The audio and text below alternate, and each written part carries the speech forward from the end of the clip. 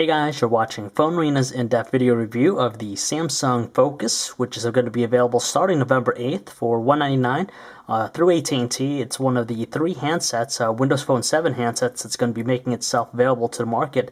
And there's a lot of excitement behind this device specifically too, just because it follows in line closely to the Samsung Galaxy S line of devices out there. So we're just going to give you an in-depth look at Windows Phone 7 and of course the Samsung Focus. Design-wise, the Samsung Focus actually follows similarly to Samsung's line of Galaxy S handsets just because it packs that 4-inch display. Now, choice materials they decided to go with is plastic all around the handset. You have the black glossy plastic on the front, which does look pretty clean. There's nothing on the front that makes it stand out a little bit. On the back, you have this nice pattern design, and you have these cutout edges here, which does provide the device a little bit of character to it. And it is made out of plastic, so we did notice some scratching. And the device in general is a fingerprint magnet. We like the chrome accent on the sides, borders pretty much the entire handset. It's a very streamlined device just because of the Super AMOLED panel they decided to employ. And there's just a slight chin towards the bottom, but again, it doesn't feel bulky at all. It's again plastic, so it's not the best materials out there, but it's very fitting for this device and doesn't make it feel too bulky at all. Easily the biggest thing that separates the Samsung Focus versus the other handsets expected to launch with AT&T is that it packs that beautiful 4-inch Super AMOLED display, WVGA resolution, so that's 480 by 800 pixels, and just like the Samsung Galaxy S handsets out there, it produces some rich color tones, very deep and vibrant. And the neat thing about it has nice black levels, so you have that picture, that great contrast ratio with it. With the WVGA resolution, it makes even the smallest of text very easy to read, and we didn't have any problems as far as making out anything on the display. It does offer some good viewing angles, left and right, top and bottom, so that's great. But just like some other AMOLED panels on the market, it does suffer in direct sunlight, so you'll still need to shield it away from the sun. Now, right below the touch screen, you have your touch-sensitive buttons, which we're happy to say we barely had any problems just because there's enough spacing between the bottom display and them to reduce accidental presses. You got the back or previous button, the start button, the search button. On the left-hand side, you have a decently sized volume rocker. It's pretty pronounced. On the right side, you have the two-level shutter key. You have a dedicated power button. On the top, you have just the 3.5mm headset jack, and right here you have the micro USB port behind the flap, so dirt doesn't get in. On the back, you just simply have that 5-megapixel autofocus camera with LED flash. You got the notches here for the speakerphone, and removing the back cover is pretty simple. You just got to yank it off, not too much effort, and gives you access to the battery and the SIM card slot. Naturally, the main attraction with the Focus is, of course, Windows Phone 7, which is a new platform for Microsoft, and it was first officially unveiled back in MWC earlier in the year. Now, we gotta say, even though it's still a new platform, still in the early stages, it's not as mature as something like Android or even iOS, even Windows Mobile. We're very pleased with the overall presentation has to offer. It's just very animated, lots of transition effects, and it aggregates a lot of stuff right on the home screen, so you have you get access to the closest people that you care about. And on top of that, it's powered by a 1 GHz Snapdragon processor as opposed to the Hummingbird chipset found on Galaxy S handsets. As you can tell, just moving up and down the home screen here, it's very quick, and we like the fact they use a lot of transition effects with the platform. It just gives it a lot of eye candy, as you could tell, just running an application here. And as you also notice, it's very responsive. So I go back to the home screen, yet another transition effect, and it's just these nice elements that make the platform such a joy to use. So this is the home screen with Windows Phone 7, and as you can notice, it's broken down to various tiles. You could change the color scheme if you'd like, and it's very animated. It'll aggregate a bunch of different stuff, especially for your contacts. If you tie it in with your social networking accounts such as Facebook or even Windows Live Messenger, Windows Live, it'll actually display certain information like a recent status message or even a photo. It's just going to automatically just cycle through it. Now, it does do a decent job in integrating with Facebook and Windows Live, but unfortunately no Twitter yet, but there's a separate client that we'll show you later. Now you could personalize the home screen to your liking, so if you want to move the tiles, you have the option to do that. You could add, you could unpin something or remove it. Unfortunately though, as you can tell, some tiles, they take up 2 spaces, but that's something with the platform itself. There's not something you can actually do with that. So let's show you the People's Hub. It's probably the most important one. It aggregates a lot of your stuff with your friends and social networking. So for example, right here in this panel, you could see all what's happening with all your friends.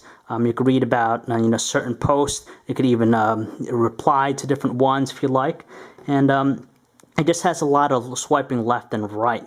And if you want to post something to your own Facebook page wall, or even your Windows Live Messenger, Windows Live page, you could do that by going to your own hub, the Me Hub, and then of course just clicking on here, and you'll be able to do just that. So it doesn't offer as much functionality versus the official Facebook app on either Android or iOS, but it just does a pretty decent job of it right now.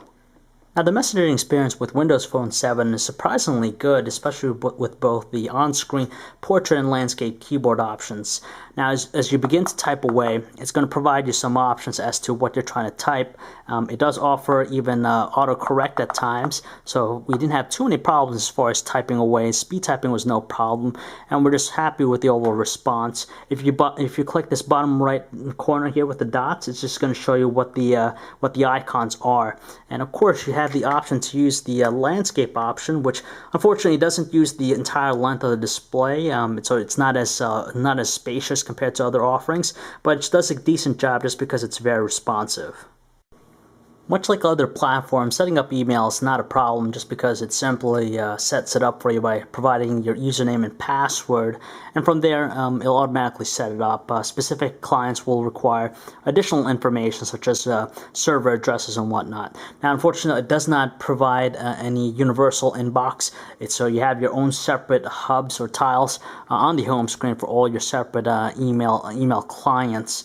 It doesn't even offer also threaded view, so everything's just going to be listed as is as it comes, but it does work well. You have a bunch of different options. You could move it, you could flag it, delete, respond, and just the functionality you expect of any email client. It might not be the most in-depth right now, but it definitely works. The calendar app with Windows Phone 7 is pretty much what you expect out of any other calendar application on other platforms. Now, it'll only display it in either day view or even month view. There's no week view with it, but it works pretty well. It'll sync up with either various clients, whether it be Google Calendars, or even something like Windows Live. But it has all that functionality you expect out of any other ones, and you could add in specific information such as notes and even reminders for yourself. Can we say that we were really impressed with the web browsing experience with Windows Phone 7? Internet Explorer is just a phenomenal experience, especially with something so brand new and not yet really tested in the market versus others out there. So we have our page here load up in quite fashionable time, and you could tell just the overall responsiveness of it is just quite magnificent. You could just double tap to zoom in, pinch the zoom gestures are in place. Unfortunately, there's no flash support right now, but hopefully down the road something gets put on for that. You could even do other stuff here. You could either pin it to a start page, so you could have it as a tile on your home screen. You can even go to different tabs, and you should notice it quickly jumps in and out from various windows, so which is pretty neat. And at the same time, if you load up multiple pages, it's going to load them up all in the background, which is phenomenal, and it loads it up in a fairly amount of time, and so you're not going to miss a beat on anything. So we're really surprised and happy with the web browsing experience with the Samsung Focus. So we'll quickly show you the Pictures application here. As you notice here in the home screen has the tile for it. It's going to just cycle through a bunch of different photos stored on the device itself. So if we quickly launch it, just like other hubs, you'll be able to scroll left and right to see what's available. So the first tile here, it just shows you your all date or favorites. It just categorizes it. Some recent photos taken, even your social networking account. It'll show you some of the people that recently uploaded photos. So if you go to the gallery here, let's just show you. And as you could tell, it just shows it to you in a grid-like format. It does it in both landscape and even portrait. So let's say for this photo here, you could even click the bottom right tab here, and you could do a bunch of stuff. You could add to your favorites, you could delete it, upload to SkyDrive, even share it to in various ways, whether it be a text message, email attachment, or even a Facebook. So it's pretty neat, and we're very happy with Since this is a Microsoft product, of course it's going to tightly integrate with Zune, and as you can tell with the tile here, I'll display photos of the artists that you were recently playing. So if you run it here, and it's going to get you into the Zune hub, you could move left and right once again to view various content. If we get into music, it's going to break it down to artists, albums, you have your songs, and you could just browse through a bunch of different ways. Let's just play a song real quick here and show you the music player itself. So when you play a song, it's going to display the album cover, track title, the artist, and of course some on-screen functions. As you can tell in the background, there's a photo of the artist that you're playing. If you go back to the home screen, if you press the volume key at any time, it's going to show you the mini player and give you some options to fast forward, reverse, or pause. Even if you lock the phone and turn it off, it'll continue to play. It'll even show it on the lock screen. As far as the volume with the speaker, it's pretty decent, very loud, and it didn't crackle at the loudest volume setting. Video playback with the Samsung Focus is of course naturally good just because of the high-end specs it offers. So you go into the Zune hub again and you just click on videos, and it's going to show you all available videos on the device. So we have one here encoded in MPEG for 1280 by 720 resolution. Unfortunately only display it in landscape mode. There's no option to do it in portrait, but as you could tell, just video playback is pretty smooth, no evidence of any lag, and with the great Super AMOLED display, it just makes the video watching experience just a joy. I'll show you the Xbox Live hub here. So if we click it on the home screen, it's going to give you to a familiar layout which you see on your Xbox 360. You could download games. The great thing about it, before you actually purchase a game, you could try it out, which is pretty neat. And of course you have some options here, such as you could personalize your avatar, even get some friend requests, and just a lot of different functionality. Over time you'll see this to be greatly implemented with the platform, but playing games is actually pretty decent. We're really surprised by the relatively quick speeds it has to offer, and we could definitely see this as being a very big competitor in the gaming space. Specific to the Samsung Focus, of course, this application called Daily Briefing, which is basically similar to what you see in the Samsung Galaxy S handsets with their widgets. Of course, it doesn't display any of the information on the tile itself, but once you get into it, you have a lot of different content to look at. You'll have stuff for your weather, you have some news, and of course you even have one for your stocks here. So it has a lot of functionality with it. If you go into the weather one here, it's going to show you today's current forecast and also for the next 6 days, which is pretty neat. And it just offers you a centralized hub for some of the pertinent information you're looking for. Unfortunately, though, you definitely notice that the map experience with the device isn't as good as some others out there like Google Maps, just because it's still in the early stages. So it's powered by Bing Maps. As you can tell, it does a great job of scrolling within the map. You can zoom in, zoom out. Does a pretty decent job with relatively just loading them up. If you click the bottom right dots here, you'll give you some options such as directions, your location. You can even do points of interest search. You can even do aerial view, which is basically a bird's eye view of the location. As you tell, as it's loading it up, it does like that cloud view with it, which is pretty neat. And if you want to search for something, let's say an AT&T store here, it's going to show you on the maps where they're at. You get directions as far as walking directions and even just driving directions. No transit directions yet. So if we click this point of interest, it gives you information such as the address you could call, the location, the map, even some reviews and other stuff that are nearby. Still, it doesn't offer as much functionality, and there's no turn-by-turn directions, but hopefully that gets addressed down the road. Now, there's a variety of different third-party apps on the device, a lot of AT&T branded ones too. So for example, you have AT&T Family Maps, AT&T Navigator for your turn-by-turn directions, which requires a subscription, even dedicated apps like eBay Fandango, which is pretty neat. Again, it's just a lot of tiles you got to move through, which is nice, and it just offers a lot of functionality. If we show you the App Store, the Marketplace here, I'm just going to show you how it looks like right now. It's going to go live on October 21st, but it gives you a centralized area where you can download different apps and even games as well if you like it. So if you click on apps, if there's any updates, as you noticed there before in the prior screen, it'll show you any updates you need to install or download anything else. If you click on a title, it'll give you specific information to it. You could buy it. For example, this game Frogger, you have the option of buying it.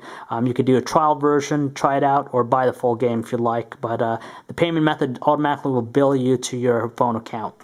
As we mentioned earlier, there's no integration with Twitter yet with Windows Phone 7, but hopefully that gets taken care of. But in the meantime, though, hopefully there's going to be a Twitter client here. Right now, it's just a preview we're going to show you here of what the official one will look like. It has basically the same functionality you expect out of other competing apps on other platforms, such as iOS, even Android. You'll be able to see, you could even post different stuff on there. You could refresh, compose, you could do a message, you could search. So if you're going to do a post, you could do that.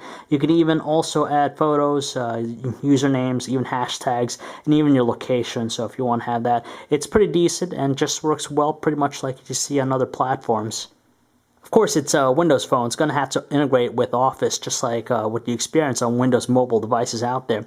Now, when you compare this to Windows Mobile, the experience with Windows Mobile, we have to say that the Windows Mobile right now is just a little bit more mature. It has a little bit more options and flexibility with it, but at least with Windows Phone 7, you have the ability to open up Word documents, Excel files, and even PowerPoint. You can even edit, which is great. So, of course, you can start typing away, do what you got to do. And as far as formatting, it doesn't offer as much options as we would have liked. For example, if you click on Format, you'll only do stuff like bold, underline. It's missing things like bulleting, which could be, an important feature for some people out there. But at least gives you that option of editing it. And just show you another thing here, just the Excel spreadsheet. And you notice when you go to Excel, it just offers this pretty much a decent experience, what you see on a regular desktop. Might not offer all that in-depth functionality, but at least you have it at your disposal here. Photo enthusiasts will be pleasantly surprised with the wide range of options at their disposal. Compared to the other Windows Phone 7 handsets we checked out, there's just a little bit more options, just like what you see on other Samsung smartphones out there. So you have a lot of different settings you could choose, from the autofocus, the white balance, your contrast, sharpness, and even ISO to actually fine-tune the camera to take the shot perfectly. Now, the interface is pretty clean with all Windows Phone 7 devices. You have one toggle here to switch to video mode. You have your zoom, and of course the button here for your options or settings. If you swipe over to the left, it just gives you a preview of some of the content that you recently took. Now, taking the shot is pretty simple. You just use the dedicated shutter key, slightly press it down to focus, push it all the way down, take the shot. Now, with the quality with the 5 megapixel autofocus camera, in outdoor conditions, we're very impressed with it. There's plenty of detail with it, especially when you zoom in. You can still make out some fine distinctions, and even macro look pretty good. On top of that, color representation was pretty normal. When you took it indoors in low light situations, it might look a little bit bland, but thankfully the LED flash does a pretty good job at illuminating the shot. So we're thoroughly surprised with the overall quality with the 5 megapixel camera. Actually, with the 1 GHz Snapdragon in tow, it's going to offer HD video recording, 720p resolution. It shoots at a rate of 23 frames per second, so it's not as quick as some other higher-end handsets out there like the Droid X or even the iPhone 4. But there's a list of different options you could choose from image effects, contrast, video quality, and video resolution. The neat thing about it, though, that we found is that it automatically will continue to continuous focus with the device, so it's pretty neat. So if an object gets closer to the camera, it'll automatically adjust for that, and if it goes back out, it'll compensate for that. So that's pretty neat. And on top of that, the quality of the videos are surprisingly good, even though at 23 frames per second, it should be more than adequate enough in cherishing and saving any precious memories that you might have. Calling quality with the Samsung Focus is in fact pretty decent, just because with the earpiece itself on the device, it produces some rich and strong, almost deafening tones, so it made it very easy for us to hear our callers. But we did hear a little bit of a hissy sound towards the end of words with our callers. On the other end, our callers did say our voice did sound pretty distinct, although not as strong as they would have liked, but still able to hear us. When we switched over to using the speakerphone, it did produce some really strong tones once again. There's a little bit of a strain, but luckily you still be able to distinguish conversations with it. Signal strength is pretty much what we expect. We didn't have any issues as far as drop calls, and as you notice, we have pretty good signal strength here, and it's rare that we found it to fluctuate at any given time, so it had a pretty good solid connection to the network. There's no arguing that the Samsung Focus is a champ when it comes to battery life. On heavy usage, we managed to get over 18 hours of usage on continuous with it, so we're very surprised with that. So if normal users will probably get more than enough time on a full day, 24 hours use with the handset, but compared to other Windows Phone 7 devices, this looks to be the best as far as battery life is concerned. So now that Windows Phone 7 is here in its full glory, we're happy to say that we're very impressed by its overall presentation and performance, especially being something relatively new to the game. It's also seeing that it's a first-generation platform. Of course, you get a little bit more functionality with iOS or even Android, but just the overall look and feel of Windows Phone 7 is quite drastically different from what's out there. It's very responsive. That's the biggest thing that we like about it. And of course, there's plenty of eye candy when you're running different applications. You have a lot of transition effects and just a relatively quick response rate. We're very happy to see that Microsoft has done a great job in that regard. And of course, seeing that still in the early stages, there are some missing functionality, such as tight integration with social networking, and of course, the lack of Twitter integration might put some people off, but hopefully down the road it gets improved. Also, some of the fallbacks is, of course, it lacks copy and paste and doesn't quite offer multitasking just yet, but hopefully that gets addressed down the road. But if you want to check out a great device when it comes down to the media experience with Zune, we're happy to say that Windows Phone 7 and the Samsung Focus is a great device. And of course, with its Super AMOLED display, we're thoroughly surprised and pleased with its level of multimedia experience. So anyone who's into that is definitely going to want to check out this device. So if you'd like to learn more about the Samsung Focus or for all the latest cell phone reviews, news specs, and information, you can check us out at PhoneArena.com.